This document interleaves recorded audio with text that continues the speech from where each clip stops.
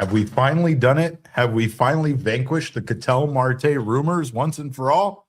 Well, Mike Hazen might have shut it down yesterday, and we have more on this being the point where we can move forward and hopefully find a way to fix this relationship. We're talking about it in 30 seconds. Don't you go anywhere.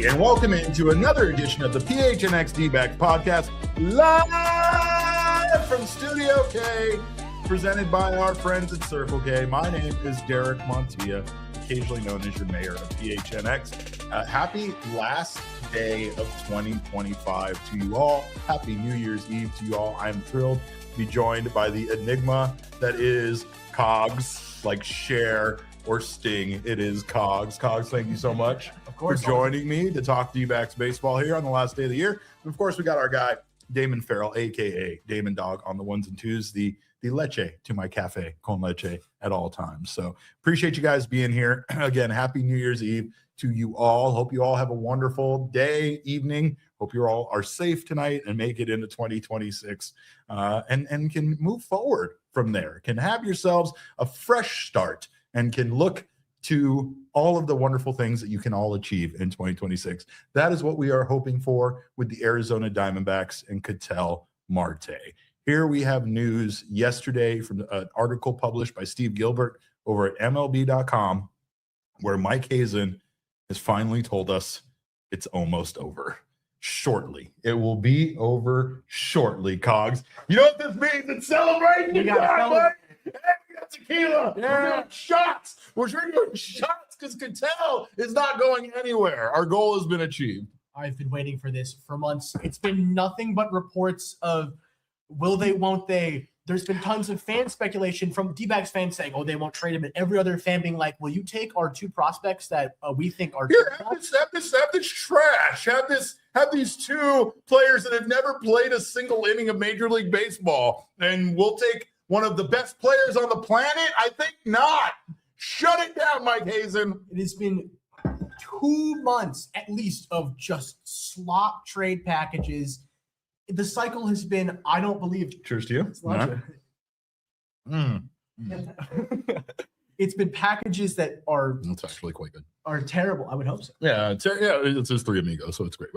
But all these packages are terrible, awful, and it's because they're all like just people trying to put together a trade package. It's not actually what any team is offering the Diamondbacks. We have no idea what any team is offering the D-Backs. What we know, based on what Mike Hazen's comments has been this entire time, that there was no actual effort to trade Ketel.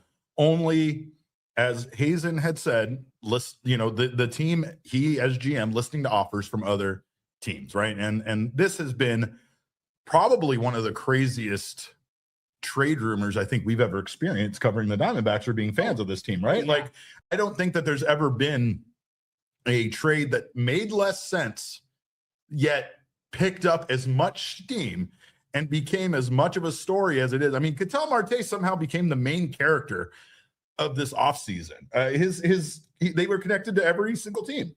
I don't think I've ever seen a single player have more rumors surrounding them. Like, you talk about Aaron Judge's free agency, there was all these little things where it's like, oh, will he go to the Giants? Will he end up back in New York? But that's free agency too, right? Yeah. You know what I mean? That's different. And even then, nothing near to the level of every day there was something new about some new rumor about Ketel Marte. Yeah. I couldn't scroll my feed for an hour without some new piece of information showing up about a player who has no need to be traded. Right.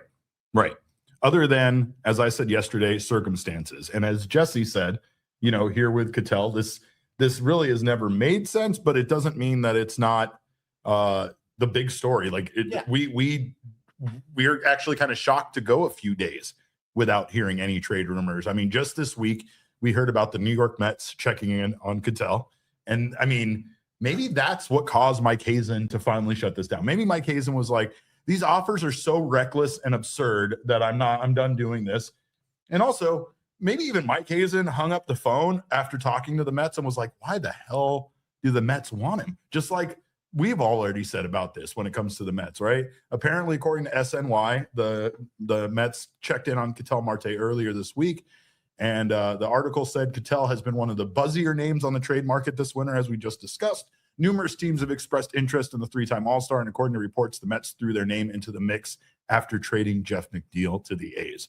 And for some reason, their fans that might not know ball want him to play in the outfield for the New York Mets because they are not in need of a second baseman. Cogs, does anybody else have access to Baseball Savant besides us? Does anybody else know that Ketel Marte, as a reminder, has -11 defensive runs saved and -7 outs above average as an outfielder? Like, you really want to trade for an all-star and then put him in a position that he's proven that he can't really play?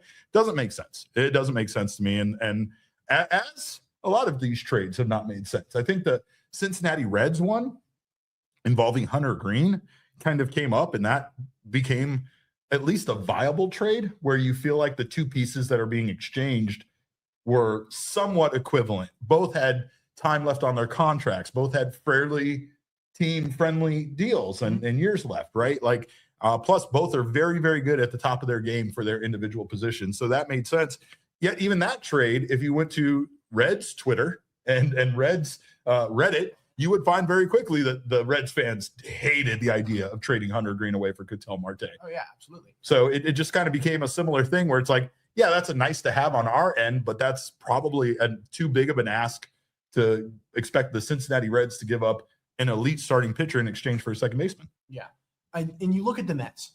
If this speculation had happened a month ago, it would be way more realistic. Yes. But since this whole rumor mill has started, they have traded for Marcus Semien, signed Jorge Polanco to already play out of position. First base, right? Yeah, first base. Where are you going to put Ketel? Right. They have, obviously, their right field is filled by Juan Soto. Center field, they like Carson Benj and or Tyrone Taylor. Throw him in left field. Why? You just traded a second baseman left fielder in Jeff McNeil. Are you going to put him at DH? I don't even think you have the room to put him at DH in that roster. Plus the proposed trade packages, although enticing a little bit because of what these guys could do, involve, once again, really unproven prospects that they've debuted in Major League Baseball. They are Major League ready, but they didn't really have a lot of success in their first little stint up at a Major League level. Proposed packages so far have included names like Brandon Sproat, which is the Mets' number 5 overall prospect, and Jonah Tong, who is the Mets' number 4 overall prospect, right? But Tong posted a 7.71 ERA in 5 Major League starts last year, and Sproat posted a 4.79. It's not to say these guys are washed and they're done. These are definitely top prospects, some of the brightest pitching arms in baseball, and Mets have quite a few of those because they continue to add to their roster and kind of keep those guys pushed back at a AAA level, ready for depth, but still not getting that opportunity that they would get on a team like the Diamondbacks. However, once again, we will remind you that if what you are calling us for is to offer a trade package of prospects for a potential MVP candidate, the answer is the same as it's always been. Lose this number, boys. Stay with me. Lose this number. And that is where Mike Hazen finally is at. According to this report from Steve Gilbert, Mike Hazen is finally ready to tell all of Major League Baseball, lose this number. When it comes to Ketel Marte, he said in a report on Tuesday, we are very likely putting an end to this shortly. Which sounds that's scary. That sounds scary. It does. That sounds like it's foreboding. But Mike Hazen said in regards to the exact timeline, I haven't figured that out yet, but this isn't going to continue to linger. We need to focus our offseason. Again, my gut this whole time was that a trade of Marte wasn't going to happen, and I think it seems likely that that's the case, and we want to focus on other things we need to do. That is very understandable because we do know that a trade for Ketel Marte was going to fix a lot of other things on this team, right? So that's the reason why they might have drugged their feet on going after a reliever or a closer or even some of these other position players. But while he hasn't given a firm deadline, Hazen said he did let those clubs they've been engaged with know that time is running out. Tick-tock. It's time. It's time to put up or shut up. And as far as the Diamondbacks go, again, this has kind of been a situation that may have been blown out of proportion or maybe not. We still don't know internally how people within the front office and the organization feel about their relationship with Ketel Marte. And at this point, you have to ask the question, is this relationship fractured? This is a business, right? Players are grown men, but they're also humans. And it's hard sometimes to separate the emotions of not feeling wanted here in Arizona any longer and trying to be professional about it. And again, it's understandable for Ketel Marte now to have some hurt feelings when it comes to this. Mike Hazen has said that when all of these trade rumors are said and done, that, there needs to be a conversation had as to what went on. And, again, just to kind of reiterate to Marte how much he means to this organization.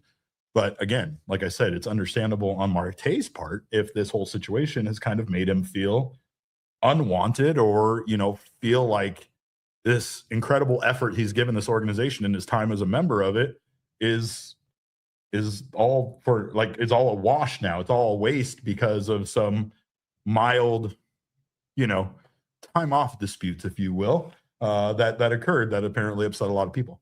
Yeah. I mean, he's one of the best players in franchise history. And I think provided they don't trade him, I think when all is said and done, he will be arguably the best position player in Diamondbacks history. I know that's a tough mark to beat, especially given everything Paul Goldschmidt did, but he's got so much value on the field, but there's such a value to the fans that he brings. I mean, he is your superstar level player that, everyone in MLB knows his name now, but even the local fans, do you imagine what would happen if they traded him? Imagine the uproar there would be, no matter how good you could be given Aaron Judge and the Yankees are paying his full contract. And there would be hundreds of fans upset that they traded Ketel. And I would kind of agree. I could see where they're coming from. Ketel is my favorite player on the Diamondbacks. I don't think I've held back about saying that, right? But I have my own reasons for liking that. You could argue that perhaps the reasons I love Ketel Marte are the reasons why an organization might not feel like he takes these things or the game or being a part of a franchise seriously, right? Ketel Marte lives life with a certain amount of joy, and he plays the game with that same amount of joy.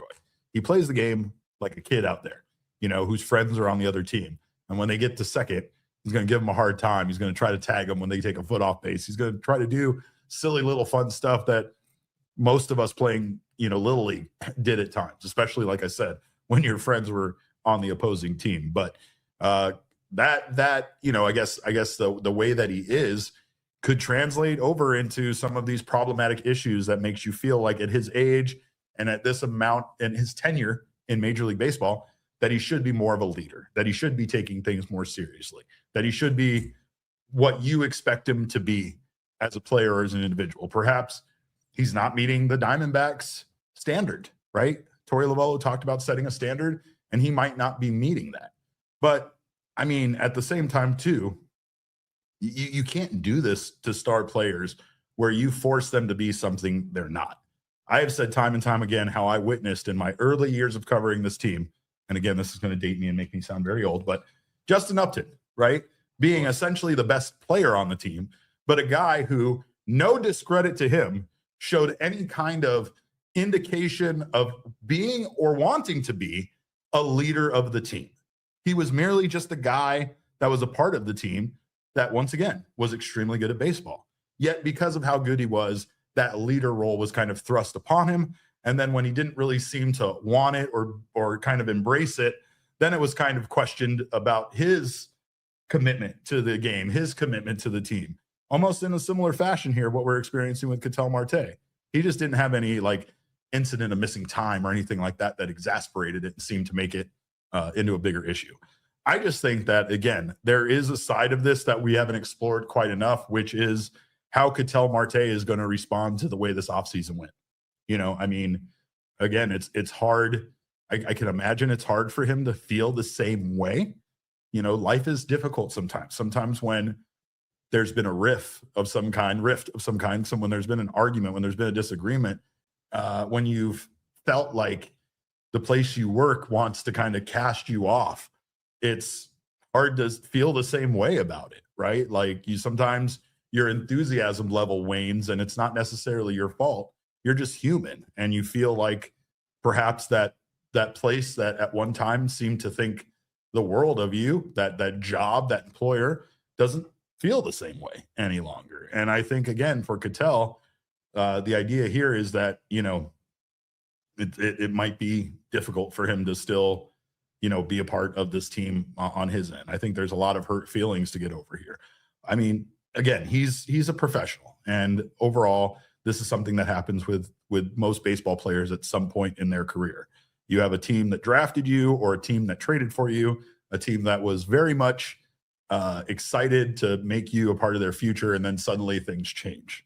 I still remember, speaking of old days, this is going to date me once again, talking to Travis Lee in an article that I wrote that was about basically the anniversary of the Diamondbacks. And I was expecting a very, fairy tale-esque interview. I was expecting it to go very nice. And instead, I got Travis Lee complaining to me about the Arizona Diamondbacks changing directions and kind of making him feel this way that I'm describing, where at one point they thought the world of you and you were the future of the franchise. The next thing you know, you're being traded for Curt Schilling because the team is in a win now mode 2 seasons after, existing or whatever. Right. So it's like, that is the business. And sometimes it's hard, but my hope here is that what Mike Hazen is saying is true. My hope is that these talks are done and that we can move on to figure out how you're going to continue to make this team competitive in 2026 and how you're going to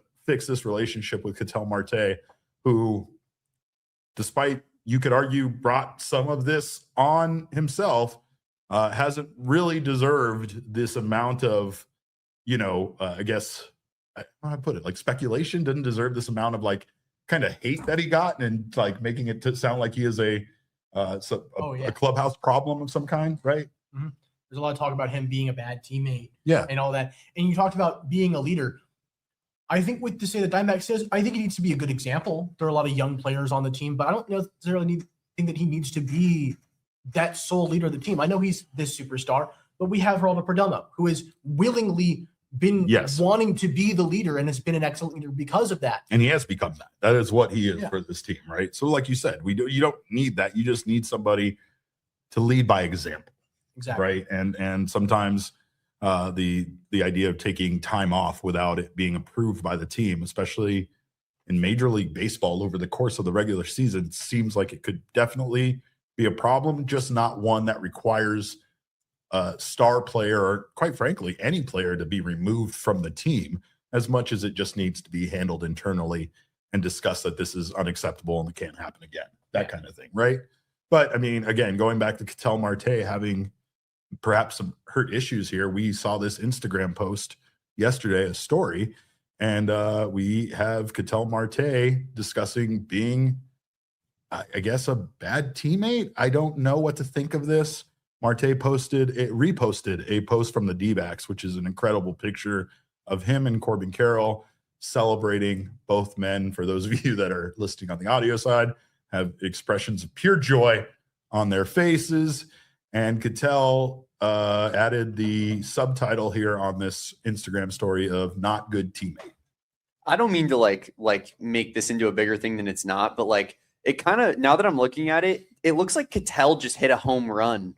And he's excited that he hit a home run, and he's dapping up Corbin Carroll he comes back in the on deck circle after he comes back, and then he's claiming that he's a good teammate because he's excited about his own home run. I did so good, right? Yeah, it does look a little bit like that. I'm not gonna lie. Well, and also you could interpret this in a number of ways, right? I think, Cogs, you first looked at this and you were like, is he saying Corbin Carroll isn't a good teammate? What is this post about? I thought that was crazy. That was my initial thing was he was calling Corbin Carroll a bad teammate, and I went, whoa, where is this coming from? Hold up. Yeah. But again, you could tell, right? Like Ketel, this noise is far too loud for Ketel to ignore. So it's, again, this might not be directed at the D-backs. This might just be directed in general at laughing at the situation a bit, or claiming, like, just kind of being like, yeah, look, I'm not a good teammate. Look at how much I'm, again, enjoying life and enjoying playing the game of baseball. That's never been a question. And I don't even know if him being a bad teammate is the question. I don't know if I would categorize what Ketel did as a bad teammate. And people that do, I mean, maybe they're in their right too. I think, if anything, and it's probably the worst word you could use, but I've used it several times with players, is that he was a bad employee. You know what I mean? Yeah. Like, and that's all you could say. Like, it's not a bad teammate, although you could equate that to that. Like, all of us have had jobs where someone called out and now we had to pick up the slack and work extra hard because of that person not being there that day. Right. And so, yeah, you could say that about Marte in this situation. I just, again, still don't see this as being an egregious, incident that requires you to remove this person from this team. I'm glad that these talks are almost over, and I will once again take another shot of this tequila, or maybe drink the whole damn bottle once we actually hear that we're not talking about trading Ketel Marte anymore. But as Mike Hazen said, there's plenty of work to do. This guy has some thoughts on what we're going to do for the bullpen, whether it's through free agency, trades, or maybe, just maybe, in-house candidates. What? We're going to talk about that on the other side of this break. Don't you go anywhere. You're watching the PHNX Diamondback Show. Well, of course, Arizona Lottery wants to give you free gas for a year before 2025 is over. And right now you can enter for a chance to win free gas for a year. I have no idea what I would do with that much money, but I definitely would appreciate it with how things are going in this economy. And thanks to Arizona Lottery, I have a chance not only to win, as you do, on their scratchers or any of their tickets, but you also have a chance to win free gas for a year. It's this simple. All you got to do is get in there, get 100 Players Club points. Players Club members will win gas for a year at Circle K. All it takes is that 100 Players Club points. If you have not entered or have not signed up yet, all you got to do is head to your local Circle K, pick up a $10 lottery ticket, then enter it into the Players Club at azplayersclub.com to receive 10 points per dollar spent. That $10 ticket is 100 points for you to enter in, and you got to do it today. Today is the last chance for you to enter. December 31st. Of course, we'll get you in there and get you a chance to win free gas for a year. So swoop in there, get it done today, and make sure to enter for your chance to win big. Also, over at Gila River Resorts and Casinos, you have a chance to win big there as well. Not only do they offer an unprecedented level of entertainment you just won't find anywhere else in the valley, but of course, you get a chance to go out there and have some fun like I did. Go in there, get $20 in on the Buffalo, win yourself 110. They have, of course, a wonderful gaming floor with over 4,500 slots and live table games. They also have their amazing sports book where you can go watch giant screens, watch your favorite teams, and get that little paper ticket in your hand. It is the best place to go out for a night on the town, and they, again, offer an unprecedented level of entertainment that you just won't find anywhere else. So you do you at Gila River Resorts and Casinos. Visit playathila.com for more details. Well, we know that the Diamondbacks don't have a ton of choices left when it comes to bullpen arms they could add. In fact, when you take a look at the relief pitching list of available free agents this offseason, it's nearly all filled in. We heard yesterday that Kirby Yates reportedly signed a deal with the Los Angeles Angels. We also have, who else? Harvey getting picked up by the Cubs, right? Yes. So we've had, again, quite a bit of maneuvers here that you could argue that the relief pitching market went faster than any other position. Starting pitching is still kind of, I'm not going to say at a standstill, but kind of. I mean, it still hasn't really. We thought Dylan Cease was really going to get things moving, and it really never did. So we're just kind of stuck in this mode of starting pitching still kind of being stuck. But now the Diamondbacks are moving on from Ketel Marte trade talks, and that means that if they do make a trade or if they make a free agency pickup, It's going to be a little bit more difficult. They don't exactly have the assets. We do know that, Jake McCarthy and Alec Thomas have been discussed as potential trade pieces, as well as perhaps some of their prospects that we don't want to lose, like Ryan Waldschmidt, or maybe some of the guys we just got in the Merrill Kelly deal. But again, the Diamondbacks do have prospects to trade, and they do have quite a few needs. So I know you came up with some names, and some pretty good pitching names, as well as one guy that pitched in Colorado, and you just never know what Colorado is going to have to offer. But you never know. Again, we could talk about the names that are left on the free agency market. It just doesn't really feel like that is like there's much left. It's again, we're down to sticks and stems, and I know that's a reference you don't really get. But what do you think about free agency pickups at this point? We did talk about Sir Anthony Dominguez, and we still feel like that's a guy we could see the Diamondbacks target. So according to my spreadsheet, there are now officially no more true closers left on the market. The last one was Kirby Yates, and even that one was always fringe. Like if we went out there and signed Kirby Yates, I think I would have been mad straight up. He was not good last year, despite he's on the aging side. But you look at setup men, some guys who can be that bridge closer, as has been coined recently. Yes, Anthony Dominguez is out there. Tommy Canley had some up and down year. He's on the aging side. He's lost a lot of velocity, but could still get a lot for this team. Jalen Beeks, a name that hasn't been talked about enough, about coming back to the Arizona Diamondbacks. A guy, by the way, that we signed I believe 2 days before opening day. Yeah. And he ended up being great for us. He was well above average. And then the last name I really have is Ryan Stanek. There's some talk about Jonathan Loaizaga as well. Both guys who have a little bit of experience closing that can be kind of thrown in there for the first half of the season, and then work their way back into a 7th, 8th inning role where they have so much more experience over the years. That's the free agency market, though. There's a lot of names, but none of them are your traditional high leverage inning guys. And you could argue there actually aren't a lot of names, because when you look at the list, it is like 80% signed. I mean, yeah, when you start scrolling down, there's some guys left. There's some guys that are injured. You got Ryan Presley, who had himself a good stretch for the Chicago Cubs. He's a name that I still like, but like you said, when you take a look at his statistics from 2025, I think he had a 4.35 ERA last year, something like that. Like, it's not going to bowl you over. It's not going to be the kind of reliever any longer that you feel like is going to be a game changer for the Arizona Diamondbacks. And that's something that I feel like they definitely missed out on. We know how important getting that elite arm that is able to close games out is to the rest of this bullpen. They have a lot of young guys who we both very much believe in and could be the future of this bullpen.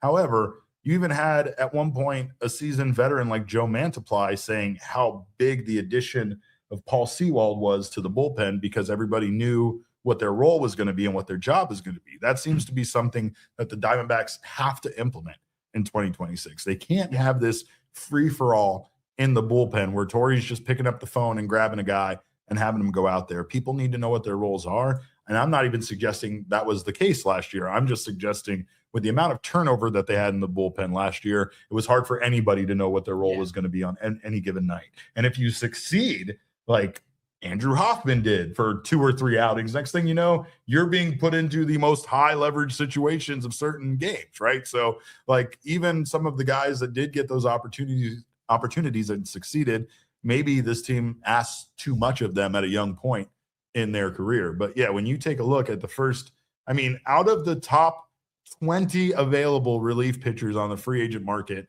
the ones left are David Robertson, who is 41 years old. He is almost as old as I am. You got Jacob Junis, and then that's old. Yeah, it's very old. As I've talked many times on the show, Danny, is it Coulomb? Danny Coulomb, yeah. Yeah, I mean, then that's it. That's your 3 available relievers that would be considered top 20 guys. Now, some of these guys are younger guys. Some of these guys haven't really had a chance to prove themselves. But in fact, most of these guys are on the older end. You're seeing a lot of pitchers that are 35 years and older. So that plays in, obviously. It's the reason why quite a few of them are relievers now at this point of their career. But it does feel like the Diamondbacks will have to get creative in order to finish filling up this roster, finish addressing the needs they have, which they probably at this point can't address all of them. Sure. Fair to say. But again, the way that they might be forced to do that is through trades. And there are some good arms that have been, said to be made available via the trade market. And with teams that might be willing to part with these guys in exchange for what the Diamondbacks have to offer, whether that is prospects or that is a major league ready outfielder who could still very much have a lot to offer a team like Alec Thomas or Jake McCarthy. Yeah, I want to lead it off with Brian Abreu.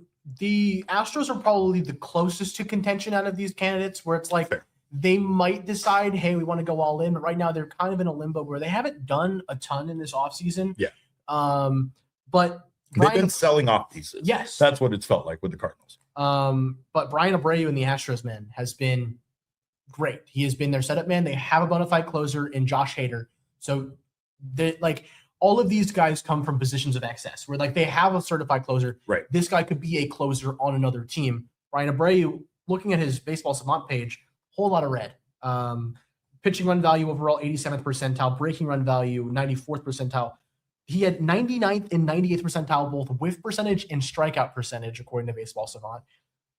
He gets hit a little bit hard, but he throws hard. And he's kind of that prototypical closer type. He's got a good swing and miss pitch. He's got a good fastball, and that's all you are looking for in a closer. And, he's that guy that could show up in that ninth inning role. Yeah. And then you get a Justin Martinez or an AJ Puck role, one of those guys back, and you want to make them the closer. Guess what? He's an experienced setup man. You don't have to worry about shoving a true closer into an eighth inning role like you would maybe with, a Pete Fairbanks or a Kyle Finnegan if you would have got one of those. And then you don't have to worry about the guys you want to be closing games being forced into a role that they're not supposed to be in. Right. In that setup man role. Yeah. Well, and I will say that when it comes to the Astros, like you said, they're a team that's contending. So the allure of adding a major league ready player, like an outfielder, might be exactly the thing to get a deal like this done, especially considering the surplus that they have.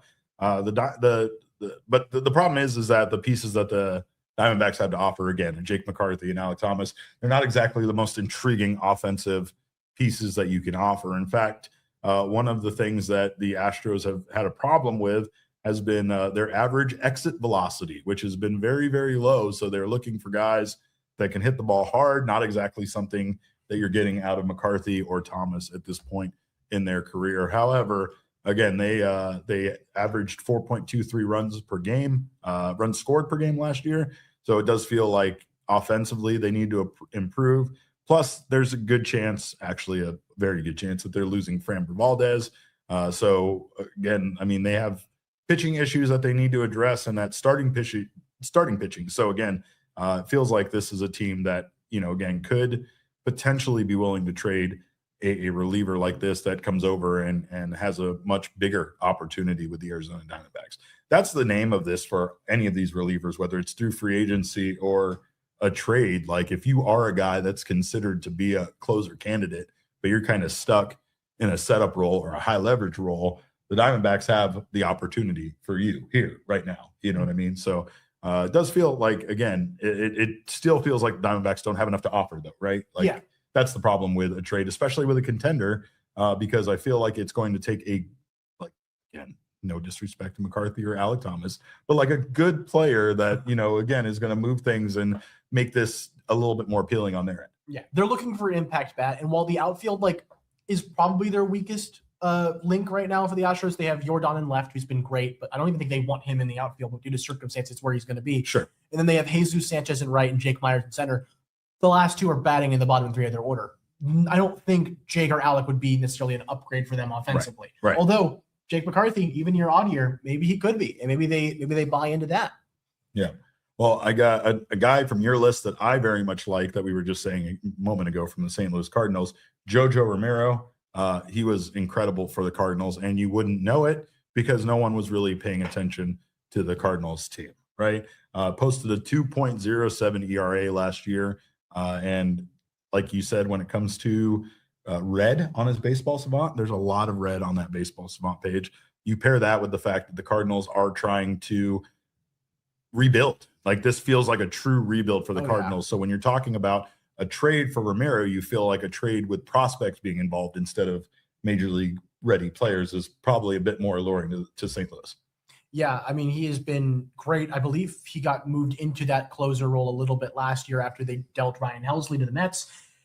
He picked up 8 saves. But yeah, that 2.07 ERA, he struggles a little bit with walks, 8th percentile walk percentage, but he gets soft contact. The average exit velocity was 91st percentile, averaging 87.3 miles an hour, which is something that we don't see a lot of in the Diamondbacks bullpen. A lot of guys in the bullpen, they can get results, but they've been getting hit hard.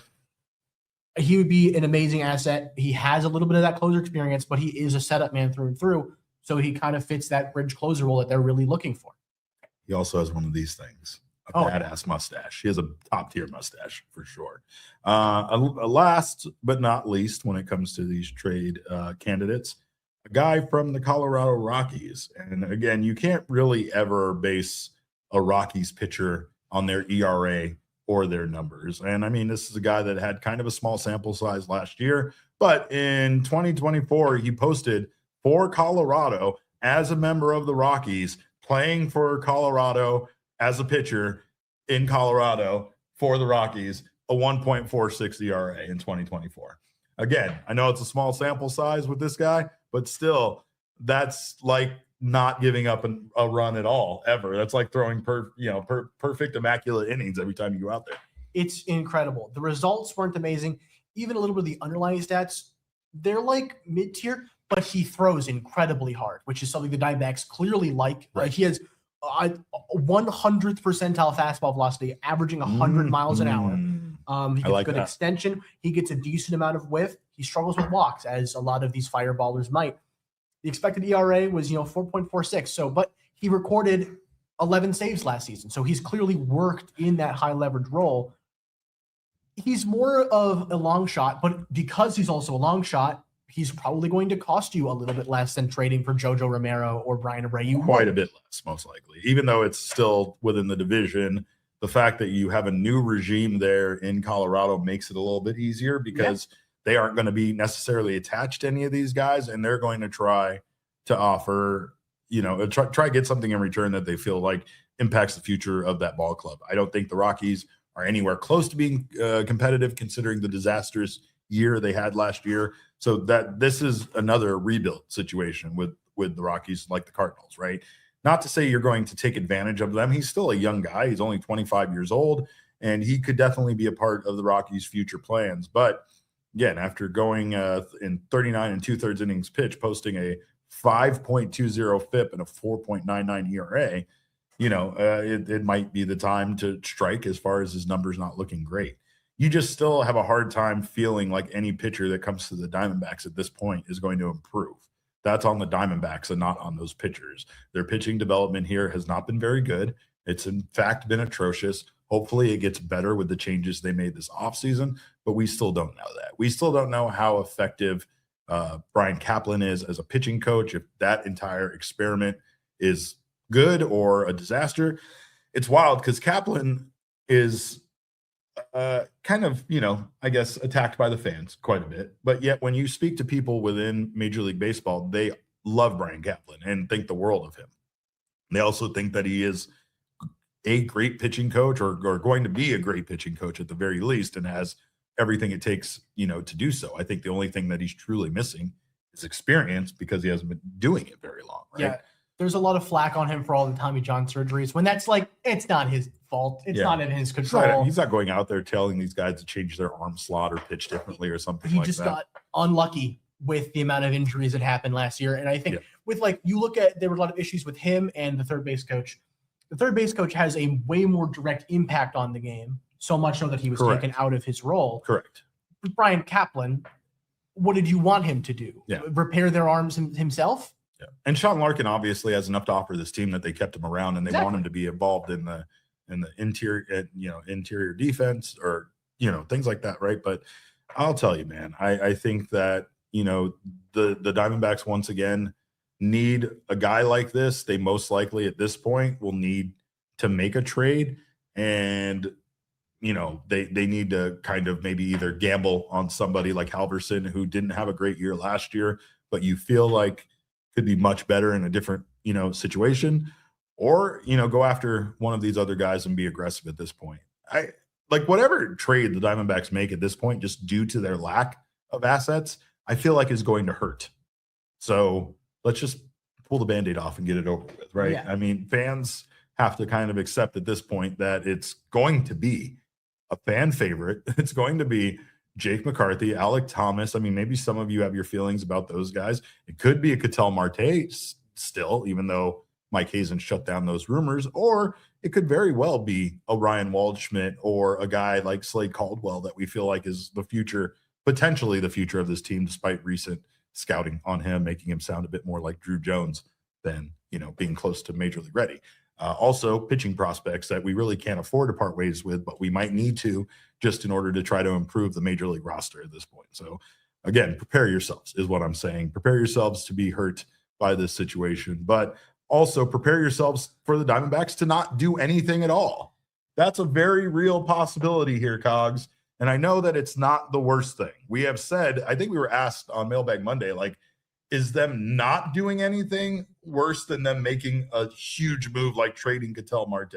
And in a lot of scenarios, I kind of feel like the answer is yes, because this team is very good with Marte as a part of it. But again, perhaps mortgaging your future for a tough season isn't the right call. And perhaps the young guys getting playing time and just kind of being the option in the bullpen might also be the right move for their development and for this team. Yeah. There's a lot of talk about the Diamondbacks are running back the same bullpen as last year. That's not true. Correct. They're running back a lot of the same pieces, but there were a lot of guys getting key innings in the bullpen last year that are not returning or are not on the major league roster anymore. You look at Jake Woodford, you look at John Curtis, you look at Taylor Rashi. We brought back Curtis and Rashi as depth in AAA, but they're not expecting those guys to be in their bullpen. They're hoping not. They're hoping not. Right? Yeah. Obviously, they could always add more depth, and I do think they'll add if not two arms. They're probably not going to be arms you're necessarily big fans of this bullpen.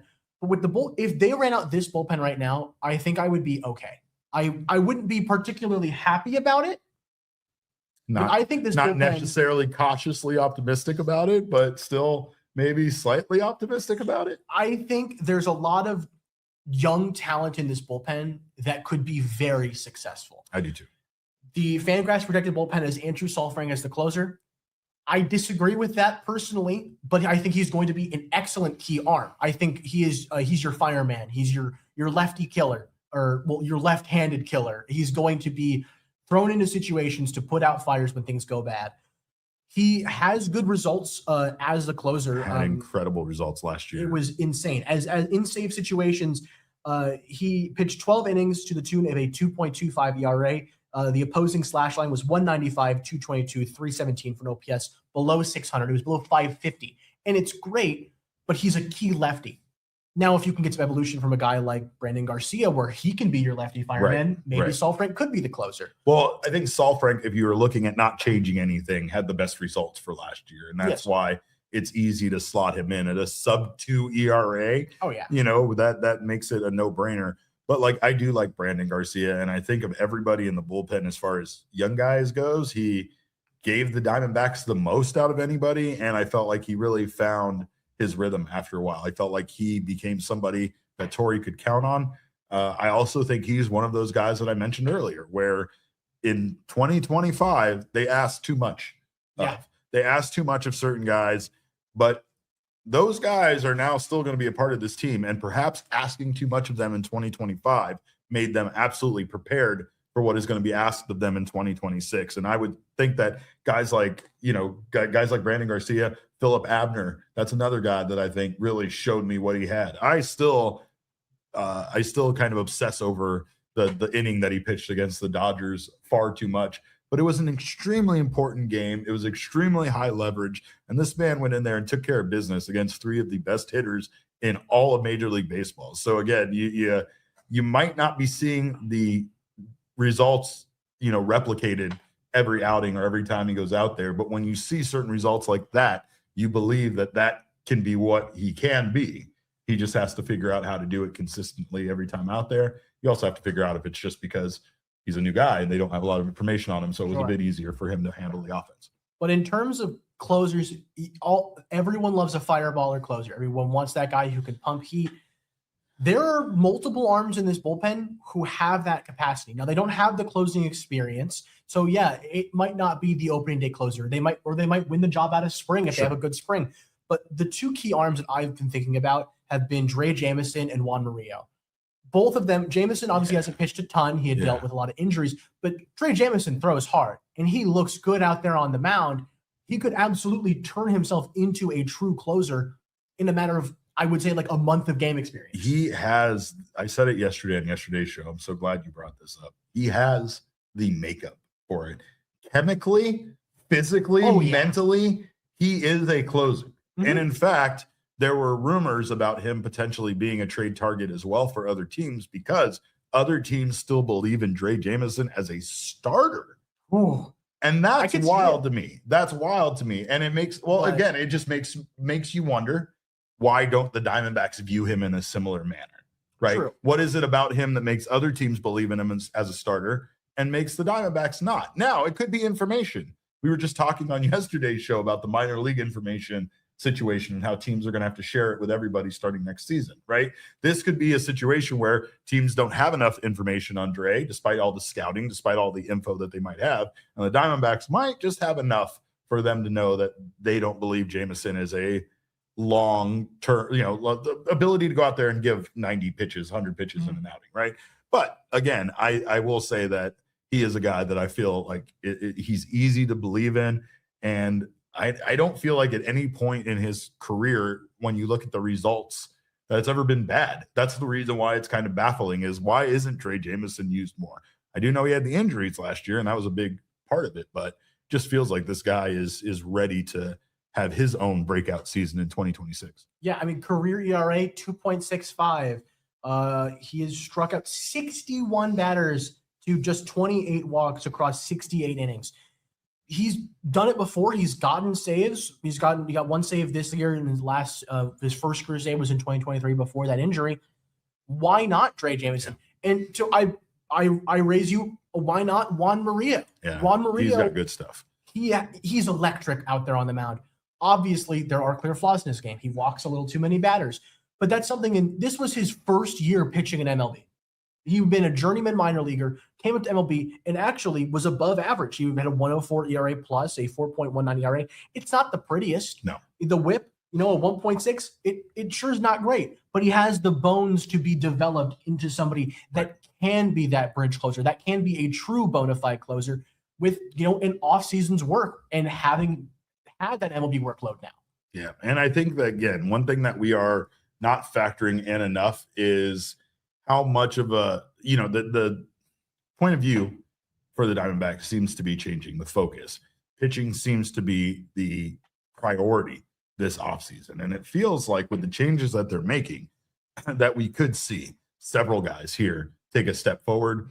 And honestly, several guys who now are perhaps more secure in their role than what was going on last year. Yeah. Last year felt like Mike Hazen was trying to keep 5 plates spinning at all times, and stuff kept falling off and breaking. And then you needed a Brandon Garcia, and then you needed a Taylor Rashi, and then you needed a John Curtis, right? Like, they were doing their best to keep this whole thing moving, but it was a disaster. Frankly, they didn't have the pieces. They didn't have the pitching depth. They didn't have the starting pitching depth. They didn't have the relief pitching depth. And that's not their fault. They experienced a catastrophic amount of pitching injuries last year. So it's not like this team wasn't prepared for it. They were prepared in the same manner other teams are prepared for it. It just, they got hit harder than some other teams did. And the result was Hazen having to do what he could to pick up pieces from the scrap heap on other teams that had been DFA'd and let go, guys that never got signed to a contract, all of those kind of things. And that's how we ended up with the patchwork that was the bullpen last year. This bullpen, like you said, is different. This isn't that bullpen. This is a bullpen that is filled with young pitchers that are being given an amazing opportunity at this point in their career. And again, they're going to be given that opportunity to thrive and be, in a situation where if you do well, you will get high leverage innings. And if you do well there, you're going to stick around and be a part of this team. not every baseball team has the ability to offer young pitchers that opportunity. Getting into that bullpen can be difficult at times, making that leap, right? So it's just, again, this is going to be a different bullpen next year if they don't make any changes to it. However, it's hard to be confident in these guys and think that this is going to be a team that helps the Diamondbacks contend in 2026. Yeah, you want to talk about, like, there's a lot of talk, oh, well, this team's projected to do, they're going to do so bad, all their pitching. I think last year, everything that could have gone wrong for the D-backs went wrong for the D-backs. Yep. I mean, you got career bad years out of both Brandon Pfaadt and Eduardo Rodriguez. You went into the season saying, oh, we have two different options at closer. This is great. Both of them got injured in the same week. Yeah. Like, they. Oh, God, I forgot that. Oh, my God. They traded at their offense. I bought a Justin Martinez jersey the day that he tore his that's UCL. Neat. That's neat. It was hashtag blame Cogs. There's talk. There's talk on the streets about it. I went and I picked up my jersey. I went, this is awesome. And then I went, uh-oh, what happened? Okay, you have your own name. I do have my own name. Okay, good. Good. Did you tear any ligaments in your elbow or your arm when you got that? Oh no. No. Okay, good. I wish it would have been me, not him. I would have given you my ligament. Take my elbow. Take my elbow, Justin Martinez. But like, you have a couple seasoned veterans in this bullpen in Ryan Thompson. Again, Kevin Ginkel, terrible year. I just don't think that performance is going to repeat next year. Damon doesn't either. He might not be, your sub 3 ERA guy, right, but he's certainly not going to have an ERA in the sixes like he did last year. He's a beast. He's a monster. Agree. Yeah, and then the starting rotation, I think Brandon Pfaadt's going to do better. I think Eduardo Rodriguez, even if he's still, not amazing, I think he'll be better. I mean, he underperformed even what was not an amazing fit. You add Michael Soroka, you bring back Merrill Kelly, you add Ryan Nelson. One of those two guys at the top of the rotation is going to become an ace. I'm confident one, if not both of them, will be like an all-star candidate. This team is going to be better than you think. There are a lot of expectations. You want them to compete. There's a lot of question marks, but I think when all is said and done, and Fangraphs projections agrees with me, Fangraphs has this team as the 6th seed in the National League. They are just beating out the Chicago Cubs to make the playoffs with this roster that everyone is so concerned about, that they're going to add pieces to. They're going to add a platoon DH or a platoon first baseman or a platoon outfielder. They're going to add another bullpen arm or two. They're going to get better. And assuming that everything that went wrong last year does not repeat, and that would be 1 in a million chance that everything that went so bad last year happens again. Knock on wood right now. Thank you. Knock on wood. I think this team is going to be competitive. They might not be, a 90-win team, but they're going to be competitive in every game, and they're going to have a shot at the playoffs, just like they did last year, even after trading all of their guys. Well, we are excited for that, and we are hopeful, but again, cautiously optimistic when it comes to the pitching staff.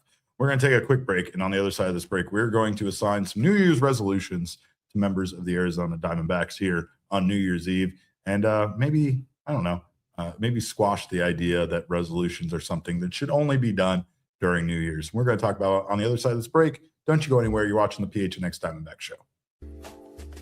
Well, Branded Bills makes some amazing hats. I'm wearing one right now, one of my favorite hats. You can get yourself fitted with some amazing hats from Branded Bills by checking out their website. They have partnerships with the Phoenix Suns. They have partnerships with U of A and ASU as part of their campus collection, and they offer a wide variety of Arizona hats that are just absolutely gorgeous if you love this state as much as Damon and I do. No offense, Cogs, not to leave you out on that one, but I don't know your love for this state. I haven't tested you yet, but of course, if you are a brand here in Arizona, you can get your brand to stand apart from the crowd by turning to Branded Bills. They have you covered with the best custom headwear, whether it's snapbacks, fitted, beanies, trucker hats, it doesn't matter. They also have t-shirts. They have bags. They have all sorts of items for you to brand. And of course, they do an awesome job over there with some quality craftsmanship, making a superior product. So again, check out Branded Bills. They're a local company from right here in Mesa, Arizona. And if you log on to their website over at brandedbills.com today, you can use our code of BBPHNX for 15% off your order.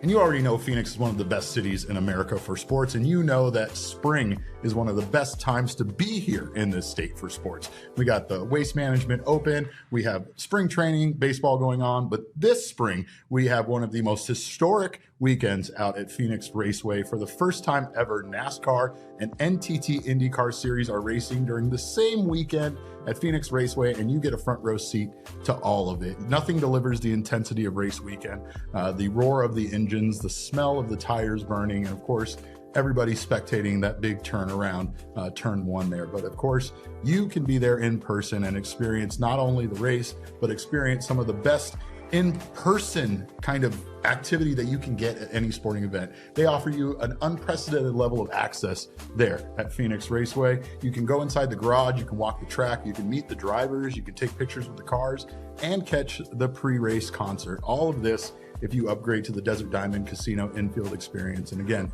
something you won't find at any other sport. So make sure you secure your seats now at our link in the description. The 2026 Spring NASCAR Weekend at Phoenix Raceway is making history with NASCAR and NTT IndyCar Series sharing the same track on the same day, and you'll be able to say you were there. Do not miss this amazing weekend, March 5th through 8th out there at Phoenix Raceway.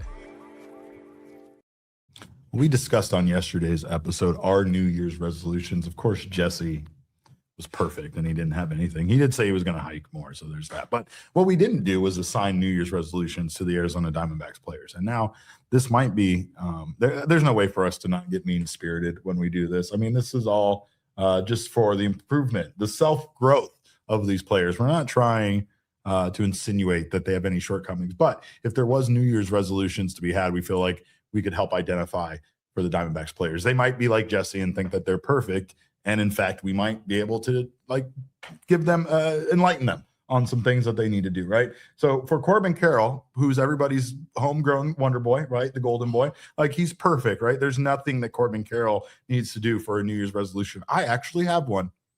I think Corbin Carroll needs to slow down. Not on the base path, not while playing the game. I think he just needs to slow down and experience life a little bit more. I bet that man, it's like the Flash. I bet his life, I think everything's fast. I bet he tries to be as efficient as possible. Like when he gets up in the morning, he doesn't drink his coffee and enjoy it. I think that Corbin Carroll just slams it to get that caffeine in his system so that he can get out there and make himself a more excellent baseball player, improve himself one day at a time. And maybe, just maybe, he needs to slow down and smell the flowers a little bit. Maybe he needs to just have some chill moments in life. That'd be great. And on the flip side, in baseball, I think he needs to steal more bases. Well, okay, that's fine. But I mean, it's weird to say I want you as a resolution to steal more, right? Feed more. But that's fine. That's fine. Geraldo Perdomo, I feel like again, talk about a man that's perfect, right? Very little I could say that Geraldo Perdomo could do better. I mean, he could be he's the leader, like you said earlier. He is a good teammate. He, in fact, defended his teammate, Ketel Marte, and said how much everybody loves him, right? But I think that in 2026, Perdomo could study zoology a little bit more, right? I'm just saying, just be up to date on your animals. When you're making a reference like being cold-blooded, you have to recognize that the team that you play for is in fact a cold-blooded animal, that you didn't need to turn to frogs in order for you to make your point. Torrey even said that afterwards. Torrey was he really botched that one, It could have been so good. Yeah. And now next year we have to have frog giveaways. Oh yeah. How are we not having a frog giveaway? There will at least be one, right? A stuffed frog or a frog in a snow globe. Absolutely. Right. I'd be baffled if they didn't do. Missed opportunity if they don't do. I mean, 100%. I don't want. It's going to be a frog shirt. It's going to piss me off. I don't want a frog shirt. I want a tangible frog item that we can put on this set next to Little Lourdes and Damon Dog here. Bark, bark. Or they're going to put it on a hat or something. Yeah. I don't want that. The good giveaway items are unique for a reason, right? We get a million hats and shirts throughout the year. We get jerseys. Lourdes. This guy, Little Lourdes, right? This was a kids club item and people lost their minds over it. Mostly because you can't have it. You're not a kid. You don't get it. Sorry. I don't know how I got it. Mostly because I won't stop whining about stuff until I get it for sure. But do you have any resolutions for these guys? What do you got? For Domo, we want to get realistic. maybe a little less time on social media. Listen, it's great. I love scrolling on TikTok and seeing that he's live with two random women. Fair. But like, hey, oh my man, go check his post. I missed that one. It's great. I love it. You get so many funny photos from it. But like, maybe always healthy to limit your time. Well, okay. I mean, it sounds like it's working. It sounds like whatever he's doing, he should do more of. In fact, yeah. I will take that, and I will say that maybe Mike Hazen needs a digital detox after what he's been through. Right? Yeah. Somebody take Hazen's phone away from him. Get him a boat, a cabin for the weekend, something. That's what I wanted to give him for Christmas. I said a cruise where he has no reception at all for his cell phone. That's what Mike Hazen needs about now, right? Him and Tori both with all the flack they get. Yeah. No, you're right about that. Tori stays away from it though. Mike has no choice but to answer that phone. Mike is like me. True. When you have a mother that lives somewhere that you might get a call from a random number just due to her age and due to things going on, you have to answer every single random phone number. And poor Mike has to answer. He doesn't know if it's the Cubs calling or if it's the Yankees calling. It might be Brian Cashman using his wife's phone. You never know these things. So again, he has to answer every phone call. That must be exhausting for him. Meanwhile, Tori, sorry, you got to give up the chocolate peanut butter ice cream and you have to give up the thumb sucking. You have to give up both. No more thumb sucking, no more chocolate peanut butter ice cream. I need him at an elite level managing this year. There is a lot on the line in 2026. You're only allowed vanilla. Wow. That's it. Wow. I did make some killer banana ice cream with a peanut butter swirl in it that you wanted some of. Yeah. I did not bring you any. Sorry. It's messed up. It is messed up. Ken Kendrick. I want Ken Kendrick in 2026 to be more fiscally responsible. Right? Everybody wants him to spend more. I say, Ken, you have done too much for us. Maybe save some money. I don't know. Things aren't. I don't need you opening up your checkbook every time an all-star suddenly becomes available and wants to live in Arizona, perhaps. I don't know. Done too much? No more left-handed starters, Mr. Kendrick. No more left-handed starters. Maybe sure. I like the idea of being more fiscally responsible, Derek, but I don't know if I'd argue that he's done too much. I said spent too much, not done too much. Those two things are very much different. Well, you things. didn't. I'd like to see the tape back on that. Well, but it's all good. Okay, that's fair. That's fair. Speaking of guys doing too much, the Cardinals crew, they're going to be in here shortly. They're doing too much, but that's only because of this team. This team doesn't deserve Johnny Venerable and Bo Brock. They don't, but you get them anyway. So thank God for them. And you can join them out at Gila River Resorts and Casinos for our final away party watch party. We're going to have a blast. I'll probably be out there. It's on January 4th versus the Los Angeles Rams, who hopefully is going to sit their entire team. And then it's going to be a mid-off between a team that doesn't want to win any more football games and a team that's playing their third-string players. But there will be a live pre-, half, and post-game PHNX Cardinals show, as well as food and drink specials and a PHNX giveaway. Also, vibes immaculate as always. So RSVP for our Cardinals away game watch parties at gophnx.com/events and do that right now. We got some more before we get out of here.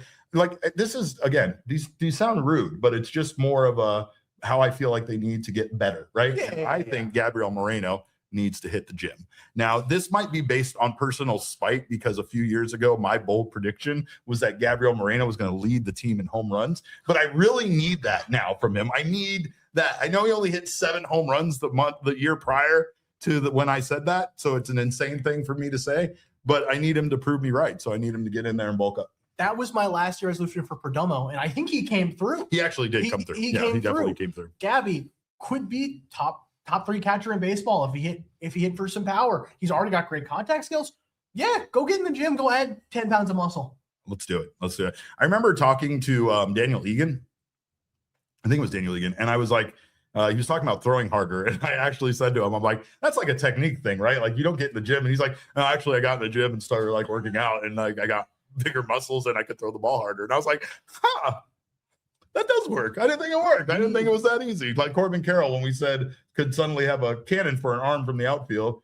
I mean, Corbin did bulk up between the 24 and 25 seasons. So that could account for it. And I think he also, again, he's always getting better. He's relentless. He's probably in some school right now that he's not supposed to be trespassing just so that he can practice more. But Ketel Marte, I'm going to suggest he takes more time off. Yeah. Approved time off, but time off nonetheless. More time with the family. Right. spend time with people you Again, you have coworkers every once in a while. They go about it the wrong way, right? They call out the day after Christmas when you know that they're not sick, and you're just like, come on, bro. It's Monday after a weekend where I know you were in Vegas. I know why you're calling out. Let's just be up on let's plan ahead. Yeah. Plan ahead. Ask for the PTO days ahead of time. Yeah, right? take some time off. Enjoy life. Enjoy the family. And then come back better and stronger. Yeah, this feels rude. That feels mean. You got any more before we get out of here?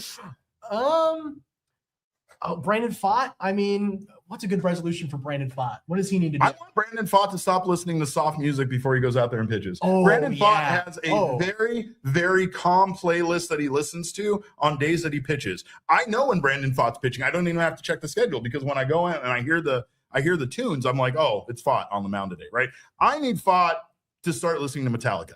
I don't know if he's a fan of Metallica, but I just need him to get a little bit more amped up. Now, again, Michael Soroka said that you can't really do that as a starter. Can't get yourself too excited early on because then you go out, you throw hard early, you gas yourself out early, right? But you can be too calm. See, he gets it. It's like when Jake McCarthy was walking out to Green Day, Brain Stew. Yeah, perfect amount. Gets you hyped, gets the crowd hyped. I mean, maybe he doesn't really deserve a milli, right? Like, yeah, that's questionable. But anyway, resolution for Jake McCarthy. I love the Kurt Angle theme. It's got to go. It's got bad vibes. I can't be shouting, you suck at you. It's been bad the whole time. Bad. He is right. No, the Kurt Angle theme needs to go. It needs to go. You expect me not to shout you suck? I want to do it. I want to do it in jest because like Kurt Angle was a very good pro wrestler. So we like shouted you suck at him as part of like the storyline thing and more like he doesn't suck. So it's more funny that you shout you suck at him. I feel bad shouting you suck at Jake McCarthy when he's hitting 167. I'm supposed to be okay with that. And he's doing that to me. He's making me do that. You make me do this. Yeah. All right. I think we got this. I think we're ready for 2026. I thank you guys for being here all year long. Like I said yesterday, 2025 was a very difficult year for me personally, for this show, for us. But I am so thankful that we are here right now talking to you guys, talking about baseball and ending 2025 on a high note. So again, we wouldn't be here doing this without the support of each and every one of you. We can't thank you guys enough. Can't thank Cogs enough for being here, joining me on this show. And of course, again, Damon Dog for holding me down all year long. Damon, thank you for all of your hard work. Damon Farrell is one of the hardest working people here at this station and often gets kind of undermined here because he has to work with me. So people just are like, whatever. I mean, what is that show that they do about baseball? It's a silly little goose over there. But I appreciate you, Derek. Yeah. I appreciate you too, man. Well, again, we thank you guys so much. I've said it probably too many times to count this year, but your time is extremely valuable. And I think every single one of you in 2026 needs to care about how much you give people who don't deserve your time. It's a commodity, right? It is one of the most valuable things any of us have to offer. So we thank you so much for sharing your time with us in 2025 and look forward to you sharing it with us again in 2026. Until then, you follow all of us on Twitter. I am at @cap_caveman with a K. Cogs what was the number? TR Cogs. TR Cogs. No numbers. See, smart boy. TR Cogs. Damon is at Damon Dog with a DAWG at the end. And of course, we're all Damon's dogs. Bark, bark. Bark, bark. Our show is at PHNX_DBacks. But as always, all roads lead to @PHNX_sports on Twitter, Instagram, and Facebook. Thank you guys again. Hope you all have a wonderful new year. Be safe tonight. Have yourself a wonderful New Year's Eve, and let's make 2026 our year. It's the year of the snake. We talk about that every Monday on this show. But of course, until we come back next year, we appreciate you guys. We love you guys. We want you all to behave yourselves. And remember, kids, baseball is fun, but it's so much more fun when you can make it through 2025 in one. We all silly like the mayor.